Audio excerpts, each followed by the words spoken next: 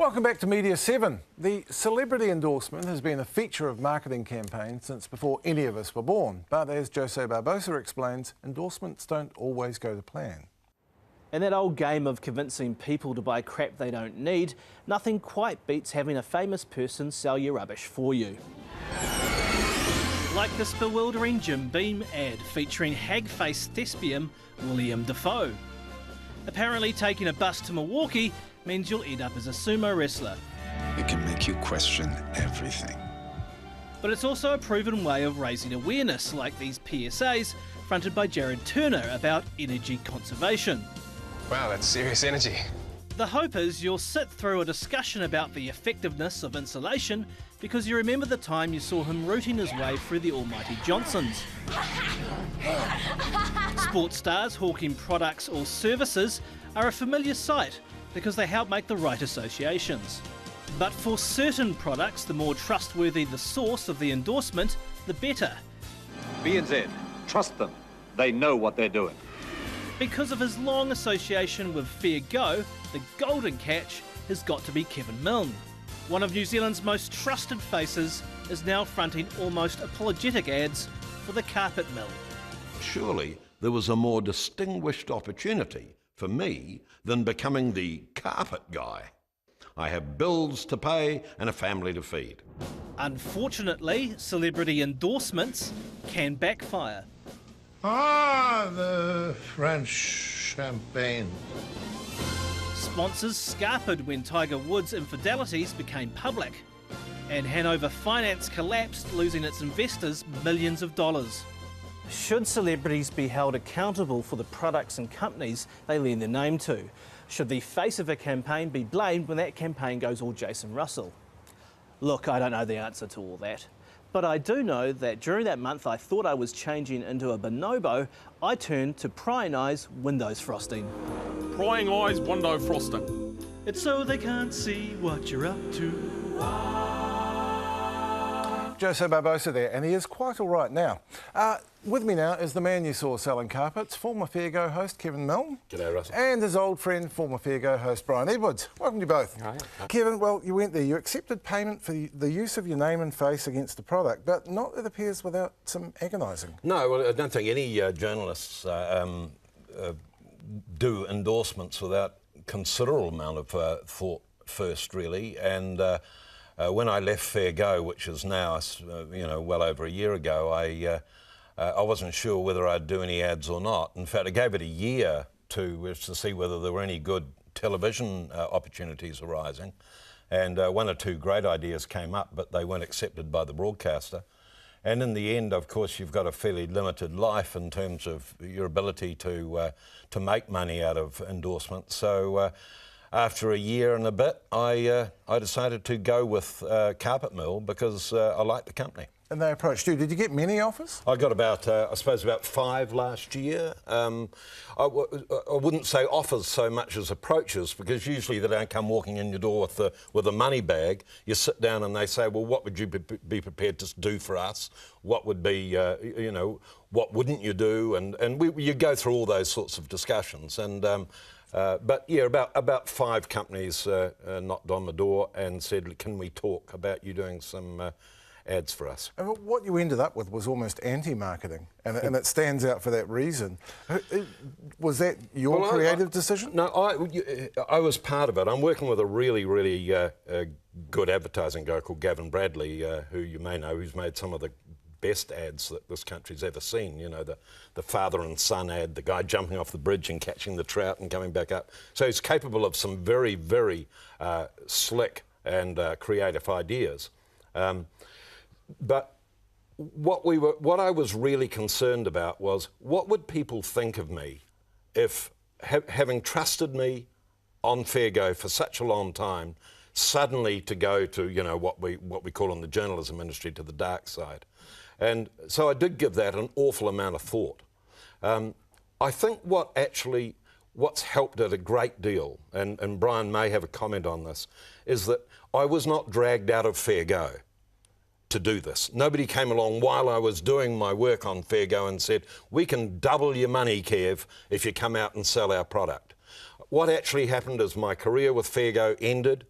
there was this period where I was just doing various odd things. I did a little series about people who win lotto, and then somebody came along and said, do you want to do this job? And I think that makes a bit of difference in terms of the public dislike of you for leaving a journalism job. Well, let's put that to Brian. I mean, I think what Kevin says is absolutely right. And it's a fact also that a lot of people who are known to be reliable, trustworthy, all of that. And you've got to remember, Kevin is the second most trusted person in New Zealand, which must be galling for you, really.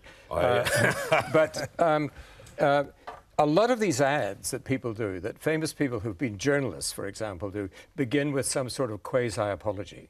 And that's what happens with Kevin's ad. He begins in his ad by saying, yeah, wasn't really comfortable with this. I didn't really want to do it. I had to do a lot of research. I had to find out a lot of things, you know. And I think that that tells you that they themselves have a disquiet about what they're doing. Now, I've got to say, I've done this myself, so I'm in no position to preach. Years and years ago, after I'd been on a program, Gallery, which all of your audience are too young to remember, but I had the same We've sort of... seen them on the internet. Yeah, though. thank you. Thank you. Yes, yes. And I had the same sort of reputation, I think, probably as Kevin, as someone who was, you know, a person who had a fearless interrogator of powerful people. And I was approached by an outfit who wanted me to front a campaign for something called New Zealand Heritage. It was a sort of an encyclopedia in parts. It was what you might call an academic part work. And what they wanted from me was the same thing that they wanted from Kevin. They wanted to buy my reputation. And that's what they've done with Kevin. They've bought his reputation so that they could then attach that reputation to their product. And I thought, this is okay. And Kevin seems to be suggesting he needed the cash. That was my position exactly. I needed the cash. And there are big bickies on offer here, extraordinary big bickies on offer. And so I decided to do this. And it was reputable, this product. That was the interesting thing, you know. I don't know about the carpets. I assume they're reputable. You wouldn't have done it otherwise. Very reputable. But it was definitely reputable. The board who'd put this thing together, it was all sort of full of the top people had written this thing. It was mainly for kids. And it did very well. And no one ever said this was a disreputable product. But what started to happen more or less on day one after this came out was people would stop me in the street and they'd say, Brian, I've just got to say I'm a bit disappointed in you. And you'd say, why? What's the problem? They said, well, I've admired you for all these years doing these sort of things that you do, exposing this, exposing that with politicians. And now you've sold out. And this turned into Brian's law of celebrity endorsement. Brian's law of celebrity endorsement, yeah. And that law essentially is that the greater your credibility, and that applies to Kevin, the more the advertisers want you, and the more you're likely to suffer as a result. Because there is that. You're nodding. Why are you nodding? Because I agree with you, you see. But the difference between your situation then with New Zealand Heritage and mine was you were right at the peak of your career when you did that. And people, I think, felt that this was going to take you away from doing the good work. Whereas I don't think quite, you know, what it's taken me away is possibly doing another series of interviewing people who win lotto. You know? So I don't. I totally agree with your view. I met up with some guys from a big insurance company about 10 years ago when I was in the middle of my career. And we got to talking about whether I could do their ads. And they said to me, their marketing guy said, the big drawback, Kevin, with hiring you, and I don't feel we ought to do it, is people will hate us for having taken you out of fair go. Which is exactly your experience. Which is what your point is, and I think he was dead right, and they didn't take it any further. Yeah, but that's a very nice way of putting it. But there was a different ingredient here, and that was a sense that not only had you sold the product, but you had sold yourself, and you had sold your integrity. And that was the experience I had at that time. And it was very saddening, actually, and very unnerving and very unexpected. Almost worse was, at the same time, I had just written a book about my experiences in television. And people would stop me in the street and they'd say, I love your book. Oh, your book's great. Absolutely love it. And I'd say, oh, thanks. What did you like best? And they'd say, I liked the first episode. That one was really good. And they were talking about this bloody New Zealand heritage and not about the book that I'd written. So that was really... I've got your book, Brian. You've got my book. Yes. Yeah. I have to say, on the other hand, we talked to a few people about this, and we called Jeremy Wells, who's doing the Meridian Energy ads, and his view is very much that his peers and his demographic just saw it as a logical thing to do. Yeah, but look, it's Jeremy Wells, for God's sake. It's not Kevin Milne or Brian Edwards, you know. Yes. And there's a big difference there. So actors, for example, sports people, for example, the sort of celebrities you see about in the Sunday papers, they can do this. It doesn't affect them because mainly they have no reputation to lose. So those, well... He speaks well of you too. Yeah. So those people can do it and get away with it. That's Brian's law of celebrity endorsement. The higher up the tree you are, the more damage you're likely to suffer.